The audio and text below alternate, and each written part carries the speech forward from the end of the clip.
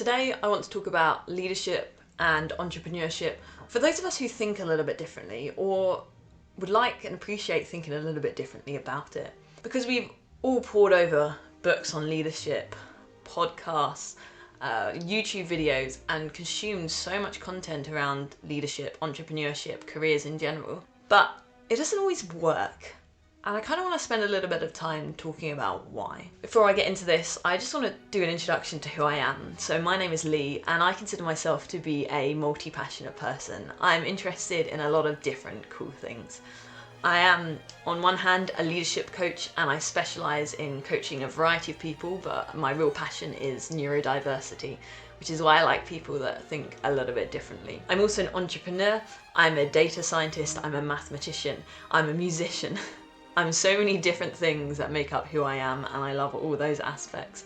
But today I want to delve into more of the topic around leadership, entrepreneurship, and why advice doesn't always work out for us. Before we go into this is my first YouTube video actually. I've not done this before, so I'm learning along with us, and I'm really looking forward to seeing how this works out. To start with, I want to talk about pressure. The pressure that we always have to make up for the things that we aren't good at. We're always very aware of what we're not good at. I can tell you a whole list of things that I'm not good at right now. And in some ways, we're kind of primed to feel that way. The entire marketing issue is all about things we don't have, things we're not good at yet. So in order to sell us stuff, people have invested so much time and money and learning into this that the industry is really good at that. And so that can leave us feeling lesser, feeling not good enough, feeling like we don't have what it takes, we don't have the knowledge, and really making us aware of our thoughts. When it comes to leadership and entrepreneurship, many of us as well come into this space without guidance. Maybe we've been thrust into our first leadership role, or maybe we're trying to prove that we have what it takes to take on that role. Maybe we've set up our first business and we have so many ideas and so much that we want to do, but we actually have no idea on how to lead a business and actually get it running. And a lot of the times we're on our own, we're spinning, we're trying to work that out ourselves, and so we go online, look for all these resources, and we get overwhelmed and we don't know what to take, or we try and take some of it and it just doesn't work. And when it doesn't work, we end up just feeling really bad about ourselves because we couldn't make it work. The advice was good, so it must be good. It's been so well received, it's got so many good testimonials, so much good feedback. So what is it about us that means that it doesn't work for us? This actually really kind of frustrates me about why this happens, and I want to dive into it a little bit, but there's kind of 2 points that I want to talk about. The first is that not all good advice is good for us, and I'm going to get into that a little bit later. But the second is that yes, we have weaknesses, we have things that we're not good at, but they are not the reason why we are where we are today.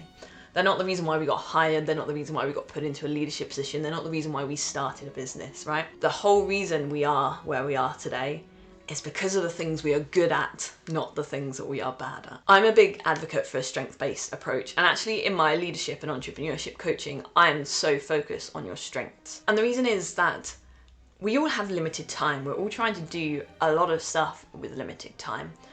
I can tell you what I'm not good at. I can give you real examples of what I'm not good at that get in the way of me running my businesses. And you know, 2 of those things are I'm not good at cooking, I'm a really terrible cook, and I'm not good at cleaning. And my partner would laugh so hard if he could hear me recording this right now, because it's true. The thing is, I could spend time learning to cook better. I could spend time, I don't know, invest time in new cleaning techniques or cleaning products. I don't even know how I get good at cleaning. I don't even know where to start. The thing is, does any of that matter? Because I can outsource those tasks, or if I can't outsource them, I can do the minimum viable. I can just get them good enough that this doesn't suck my time away, because my time needs to be spent on the things that actually matter, the things that I'm good at. I'm a great coach, I'm a great data scientist, and all of these skills that I can bring together make my businesses grow, make my leadership grow. And that's what it's important, not whether I can cook and clean. Now you might think these are kind of trivial examples. I'm talking about maintaining a household, I'm not talking about careers. So I'm going to take you to something else that is maybe a bit more relevant. I'm pretty bad at marketing. I don't get marketing, and I'm hearing myself say something like a self-limiting belief as if I've got a fixed mindset and I can't get better. I can get better. I completely believe that I can get better. But is it worth my time to get better? Is this where I want to spend my time learning this thing that I find really hard? And if I'm honest, I don't find it interesting. In fact, I find it really overwhelming. My ADHD brain really struggles with this. It really struggles with the fact that you need to post on Instagram daily, and you need to create TikToks, and you need to repurpose them for YouTube Shorts, and don't forget about Facebook and LinkedIn and all of that. I can feel myself shutting down even talking about it to you now, because all of that is overwhelming. I'm not interested. It seems like a lot of work. And so what do I do in this situation? Well, I can get help. There's nothing stopping me from reaching out to help for someone to help me.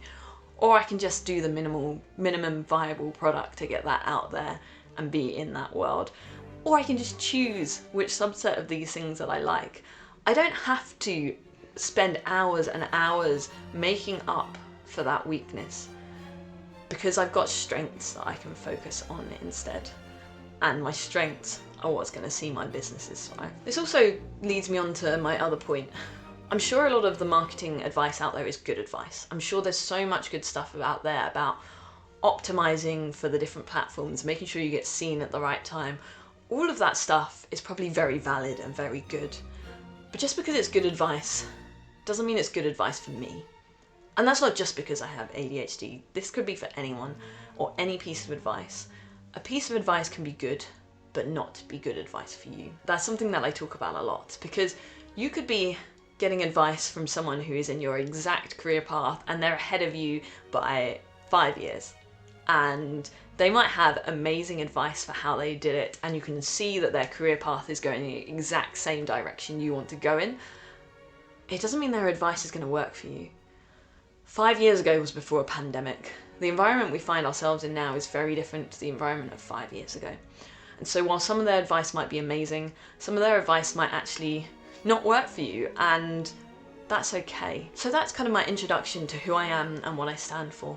I'm going to be talking a lot about leadership, about entrepreneurship, about careers, and about neurodiversity, because these things are all things that I'm really passionate about.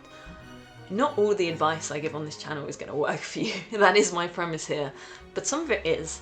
And some of it is going to get you thinking and open up things that might work for you, even if it's not something that I've said directly. So as we progress over time, we're going to dive into these topics a little bit further. We're going to talk about them more. I'm going to give suggestions, tools that maybe you want to try, and we'll see how this journey goes as we grow together in that place. As I said, this is my first video, so this is very much an introduction, and things are going to grow and change from here as well. And I'm really excited about the journey. I'm going to put a link to a video in somewhere in one of these corners. If this is the only video still up there, it's going to link back to this, but hopefully very soon we'll have lots more interesting videos. And if you have topics on this that you would like me to cover, then please let me know. In the meantime, subscribe to see some more, and I look forward to talking to you more in the future. Thank you very much.